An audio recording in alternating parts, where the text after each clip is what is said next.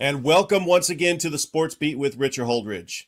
It is Memorial Day, special edition of the show. I hope everybody had a great weekend. I know I did. A lot of sporting events to get to. We have got a lot to cover, so let's go ahead and dive right into the show. Had a very busy weekend called Columbus United at A.J. McClung Memorial Stadium. I was actually in attendance for part of Game 1 for Pickens Troup County at Synovus Park, and then went over and called the soccer match. And then Game 2 was still going on, and I was happened to catch Game 2.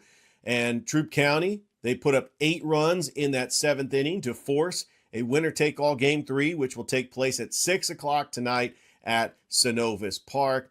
I'm going to break down all the brackets in the GHSA Baseball Playoffs. I'm going to talk GIAA as after this show is over.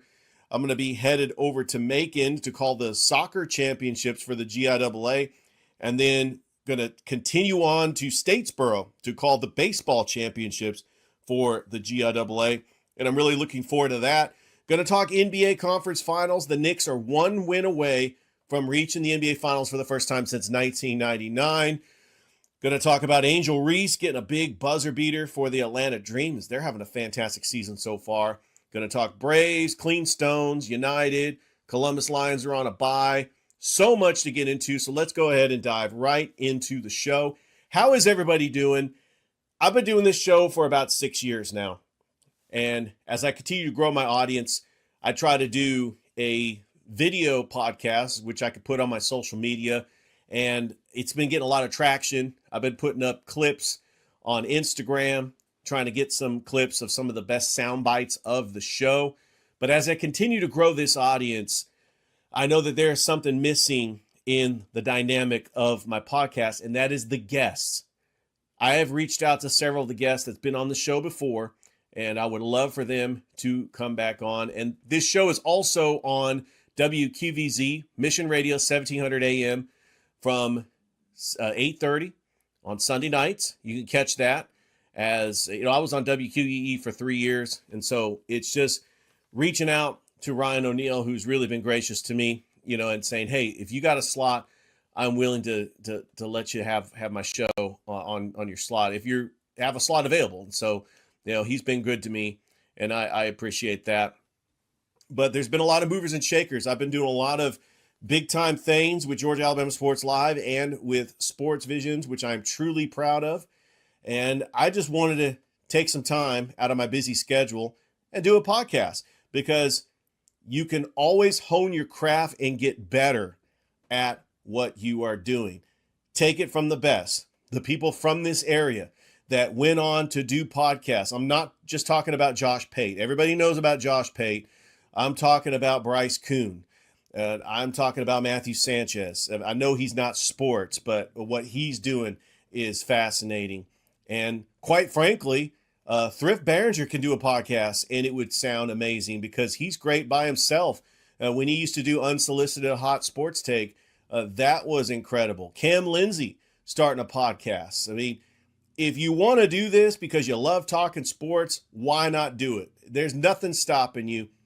I just know that it can be a little frustrating at times, especially when you're not getting traction, when you don't get a whole lot of people that actually watch your show or listen to your show.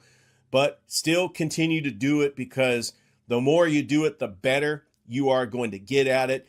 And I have learned a valuable lesson on how to produce a podcast. And mainly, I love producing as well. So I put some production into it, and I try to give you the best show that I could possibly give you. So Friday night, I was on the call for Middle Georgia Sports Live once again for the soccer match between FPD and the Keens Academy, and the girls punched their ticket to the state championship, where they'll take on Stratford.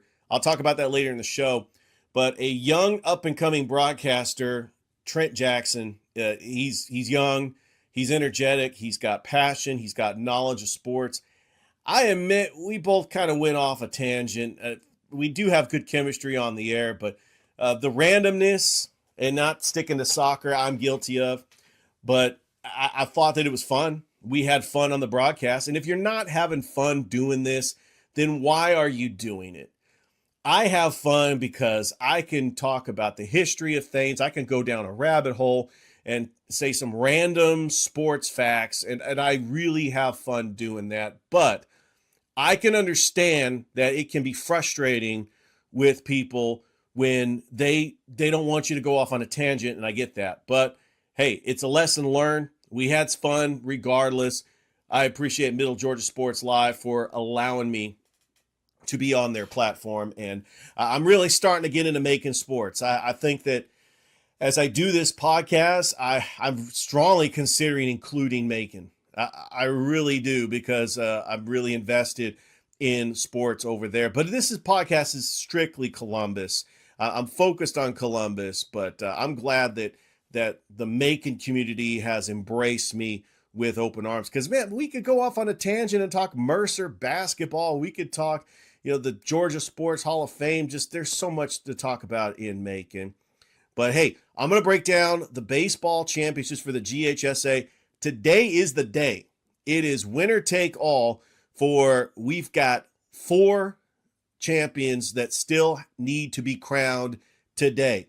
First of all, congratulations to Kel for winning the 4A state championship. What an incredible season. Remember, Harris County was taking them to the brink. They were a 4 seed. They were able to win the state championship for 4A, beating North Oconee. And then congratulations to Gordon Lee.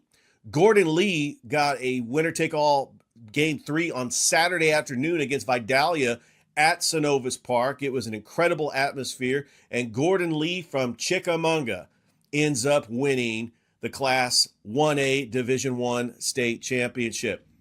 So right now, as this show is airing, we have got at J.L. Clemens Field on the campus of Georgia Southern. Remember, this is where the GIAA championships are going to be in a couple days. We've got the doubleheader, actually, because they could not get all those games in because of Mother Nature. It just wasn't kind to Pierce County, Morgan County. So Pierce County, Morgan County are going to play a doubleheader today. And we also have at 1 o'clock at the Advent Health Stadium in Rome, home of the Rome Emperors. We have got the private bracket, and we have got Holy Innocents Episcopal. They are taking on Wesleyan. 1 o'clock at Gwinnett Field, we have got Pope and Loganville. And so that is going to be at 1 o'clock. And then at Synovus Park at 6 o'clock, we have Pickens and Troup County. And I believe Etowah and North Paulding still have not played their games as well. I was looking at the bracket. I did not see who the winner was for Etowah and North Paulding. So I think they're playing today too. But then we could finally put a bow on the GHSA Baseball Championships, kind of like what we did with soccer and track and all the spring sports, as we are officially coming to a close when it comes to spring sports. And then we could focus on fall sports. That'll be here before you know it. So I'm excited. I'm interested to see this winner take all Game 3 tonight at Synovus Park. Thrift Barringer Dave Platter will be on the call for the NFHS Network. I'll be in attendance because Thrift and I are going to be doing a Georgia Alabama Sports Live show live from Synovus Park. But I also I just want to see a great game. And as much as I want to call this game, and trust me, I want to call this game so bad. Many of you know that I am a baseball announcer, but it's going to be a great broadcast. And there's 2 fantastic baseball announcers that are calling this game. And I'll be sitting right there in case they need a break. I'm right there, ready to go if they need me. But yeah, it's going to be a fantastic broadcast. And that's the good thing about Georgia Alabama Sports Live. We have a lot of fantastic broadcasters, which means, personally, I got to step my game up. As much as I'm a good announcer of soccer, baseball's been my first love, and I just got to be a better baseball announcer. And there's always ways to improve your craft, whether it's pulling out your Xbox and playing a simulated game and just announcing over the simulated game. I have done that so many times when I was a kid. But yeah, that's pretty much what I'm doing. Hey, tomorrow, after the Sports Visions Morning Show, I'm actually going to get on the road and head to Stratford Academy, where we have got the GIAA soccer championships. And I'm really excited about this because tomorrow we have the girls soccer championships. And then on Wednesday, we have the boys soccer championships. I'm going to break down the girls because starting at 2:30 at Stratford Academy, we've got the two-time defending champions out of Macon Central Fellowship taking on Westminster Christian. And then at 5 o'clock, we've got the defending champions Frederica taking on Westminster Schools of Augusta. And then at 7:30, it is the all-Macon final. Stratford FPD. I've been on the call for several FPD soccer matches. Bowen Matthews is absolutely spectacular. Stratford came down from a 2-0 deficit to defeat Pacelli in double overtime. And I know our friends at Middle Georgia Sports Live are excited about this one because it's Stratford and FPD. It's an all-Macon final in Macon, and that place is going to be packed out. I said it on the broadcast with Trent. That place is going to be absolutely packed out, and I can't wait. And then on Wednesday, we've got the 2A boys. We got Heritage School out of Noonan, the number 1 seed, taking on the defending champions Holy Spirit Prep, who is the number 3 seed that ended up defeating the number 2 seed Augusta Prep, as they are trying to go back-to-back. And then we got the 3A boys. We got Westminster Schools of Augusta taking on St. Andrews out of Savannah.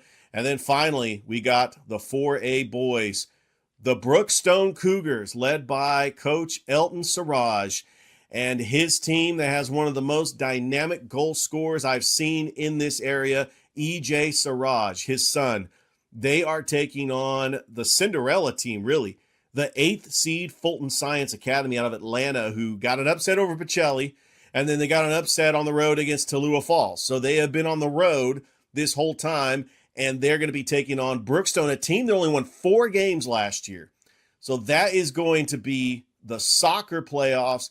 And then once we get done, once we put a bow on the soccer playoffs at Stratford Academy, we are going to head to Statesboro, where on Thursday, all classifications will play game 1.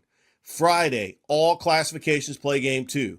Saturday is the game 3 if necessary. Now, if all the teams end up sweeping, there will be no games on Saturday. And plus, knock on wood, hopefully rain is not in the forecast and they get these games in.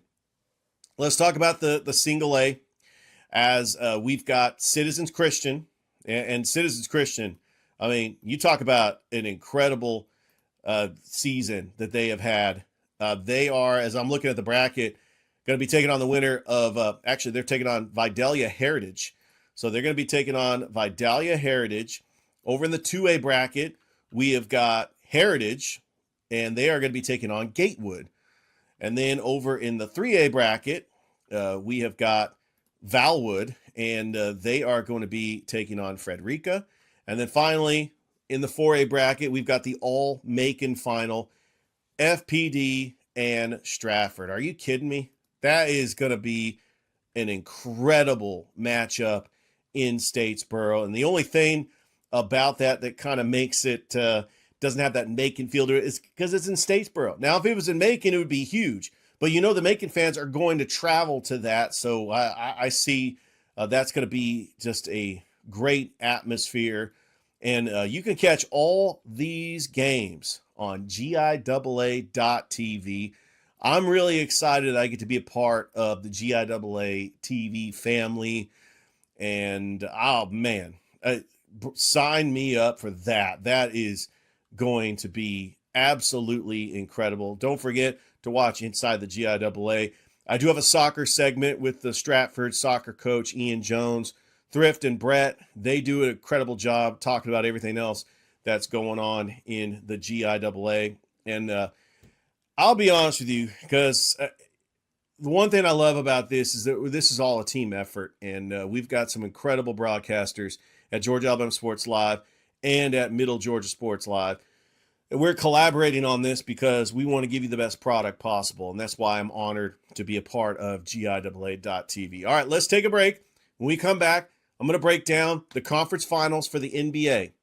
And then I'm also going to talk about the WNBA, Angel Reese starting to fit in Atlanta, and then plenty of more to talk about here on the Sports Beat with Richard Holdridge. We'll be back after this.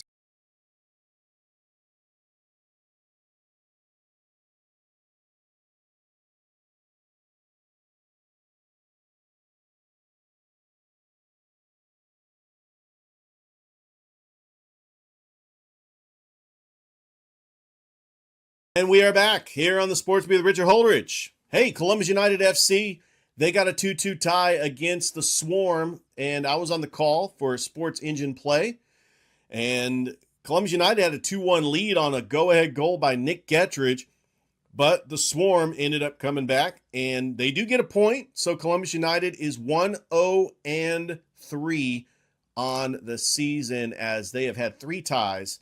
And they have 6 points, and they're in second place in the South Central Division. Columbus Lions are on a bye this week. The Cleanstones, they just got done with their 6-game series against the Pensacola Blue Wahoos. They're going to be back in action at Synovus Park tomorrow, taking on the Biloxi Shuckers.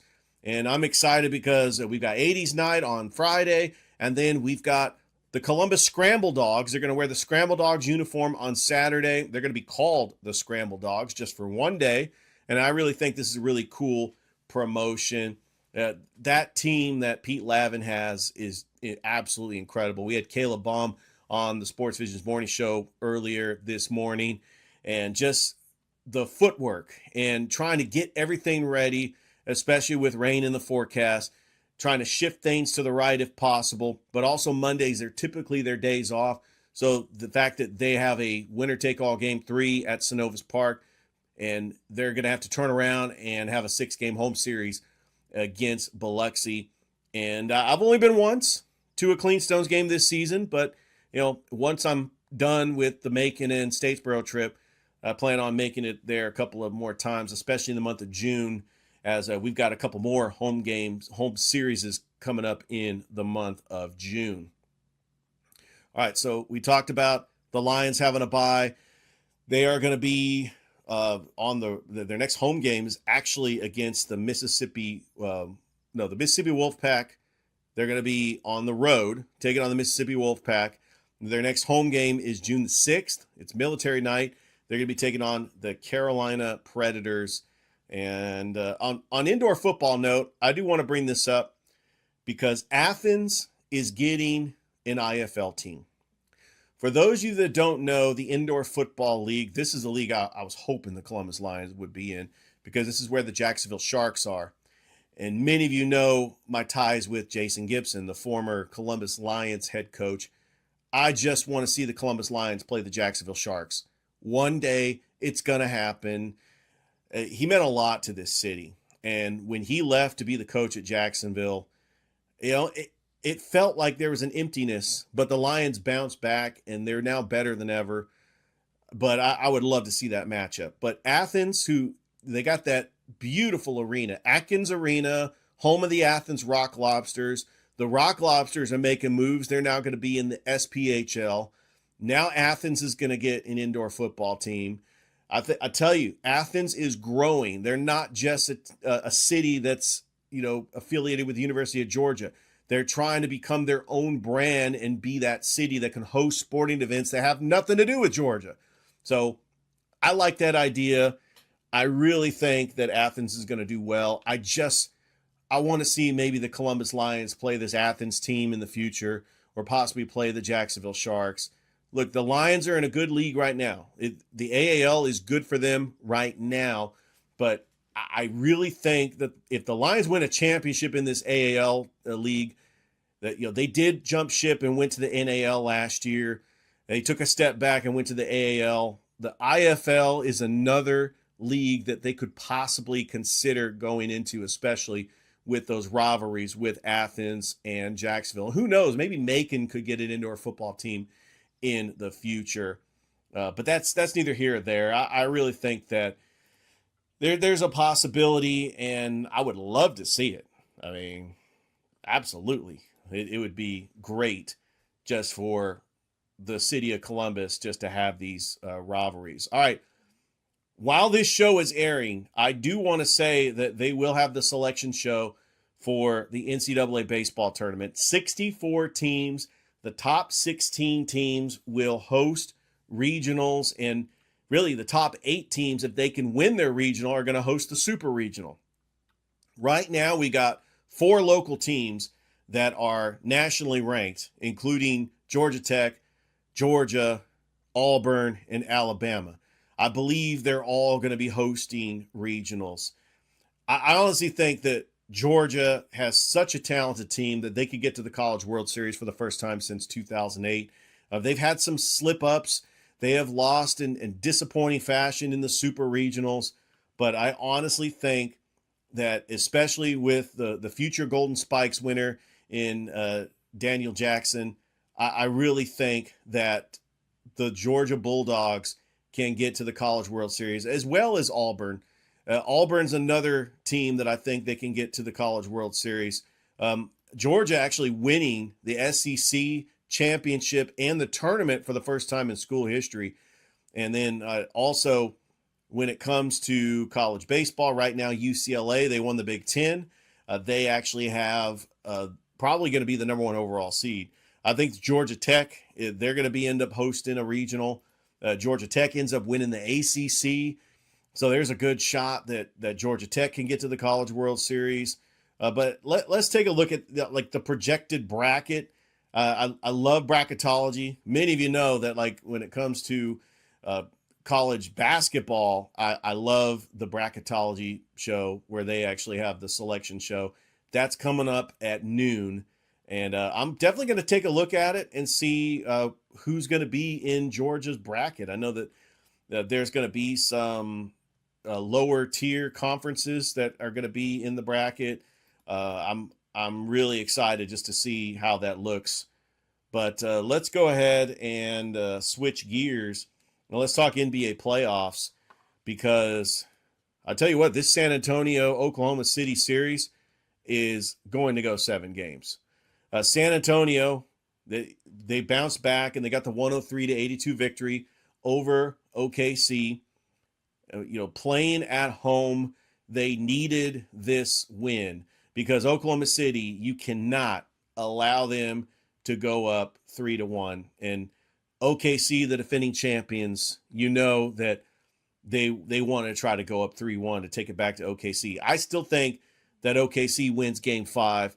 San Antonio wins Game 6 because that's going to be at San Antonio, and anything can happen into Game 7. Even though OKC is playing at home, I've seen teams in the NBA lose Game 7s at home, i.e. the Sacramento Kings in 2002 in the Western Conference Finals. I don't want to get into that because it still haunts me to this day. But if the Oklahoma City Thunder want to win this, they're going to have to find a way to neutralize Wemby. They're going to have to make sure that Stephon Castle or Dylan Harper does not get hot, and just let Shai Gilgeous-Alexander do his thing. Can Chet Holmgren match up with Wemby? Can you get Alex Caruso and Lou Dort just to be that lockdown defender? And the health of Jalen Williams. He only played 22 minutes last night. I'm concerned about the health of Jalen Williams because he is the number 2 behind Shai Gilgeous-Alexander. And also, we've got later tonight the Knicks trying to sweep the Cavaliers, trying to get to the NBA Finals for the first time since 1999. I had to do some research. I made a joke on the Sports Visions Morning Show that Timothée Chalamet wasn't even born when the Knicks last made it to the NBA Finals. That's not true. He was born in 1995. He was only 4 years old. But he is the Knicks super fan. How did Timothée Chalamet become the Knicks super fan? Just because he's dating Kylie Jenner? I don't get it. I thought the Knicks super fan was Spike Lee, but I'm old school, so that's why I thought of that. We might have a series where it's Rest versus Russ once again. The Knicks sweep, and then the Spurs Thunder goes to 7 games, and so now the Knicks are just sitting back and just waiting for the winner of that Spurs Thunder series in the NBA Finals, which will start on June the 4th. Oh, man, that's going to be an electric atmosphere. Can you imagine? Because Knicks aren't going to have home court. The Garden, a Game 3 at the Garden in the NBA Finals. Diehard Knicks fans will be salivating at the mouth. I cannot imagine what those ticket prices are going to look like. It's going to be absolutely incredible. Let's go to the WNBA because the Atlanta Dream are 4-1, and Angel Reese, 17 points and 10 rebounds, and they look like one of the top teams in the WNBA. I'm telling you, this team looks for real. And Angel Reese is a good fit. I really think that this league is going to be just fine. Angel Reese was doing her thing, and I really think that the Atlanta Dream, one of those teams that could get to the WNBA Finals like they did a couple years ago, 82-80 over the Phoenix Mercury. And also another team that is 4-2, one of the top teams in the WNBA, is the Indiana Fever. Caitlin Clark is third in the league in scoring, and she has been putting it down. And right now, if you look at the league, the top two teams are the Atlanta Dream and the Indiana Fever. Right behind them, the Las Vegas Aces, who are 4-2, and you have Asia Wilson. So you have star power in this league. And you've got up-and-coming players like Paige Beckers. You've got AZ Fudd. You've got Lauren Betts over there in Washington. Nafisia Collier over there in Minnesota. You know, the Golden State Valkyries, they've got some three-point shooting. You know, they actually lead the league in three-point shooting. Brianna Stewart over there, the New York Liberty. The Los Angeles Sparks, Kelsey Plum is leading the league in scoring. And you also have Cameron Brink over there for Los Angeles. She is a superstar. This league is fine. It's going to be fine. Right now, the Connecticut Sun, I think they're punting on the season because they're going to become the Houston Comets next year. So I think, yes, there is tanking in the WNBA. I think the Connecticut Sun are tanking because they're going to become the Houston Comets. Remember, they took Tina Thompson overall in the 97 draft, and then they had Cynthia Cooper and Cheryl Swoops, and they would go on to win 4 straight WNBA titles. I never understood why the Houston Comets left the WNBA. Like I said, I get off on a tangent sometimes, but yeah, I talk at WNBA. It's all good. All right, hey, the Atlanta Braves, they have the best record in baseball. I honestly think right now the 1-2 punch of Bryce Elder and Chris Sale is going to get the job done. 36-18. I know they lost a couple to Washington. They're going to go on the road taking on the Boston Celtics and the Cincinnati Reds. And they still, Drake Baldwin's on the injured list. We've got Ronald Acuna Jr. banged up. We've got Sean Murphy banged up.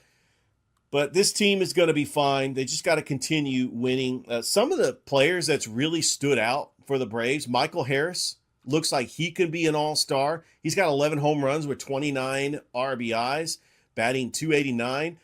And we've got Matt Olson, who's having an MVP-type season. I think that Freddie Freeman trade actually worked out in the favor of the Braves, even though we all love Freddie Freeman and wished he was in Atlanta.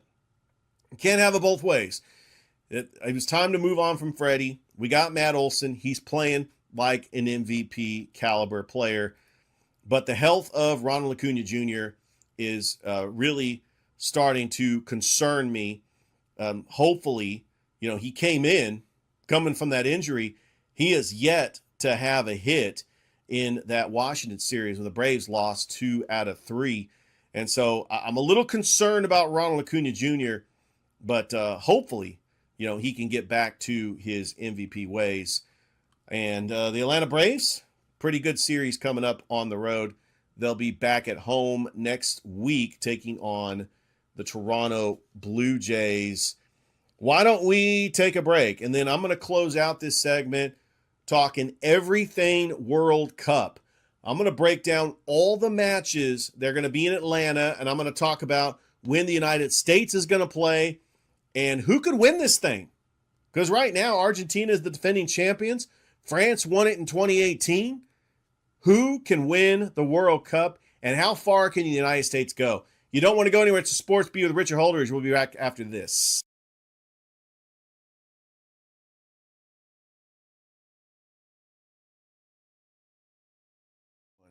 Welcome back to the Sports Beat with Richard Holdridge. We are a couple of weeks away from the World Cup, which will be held in Mexico, Canada, and the United States. Atlanta is hosting 8 of those matchups. I'm going to go ahead and break those games down.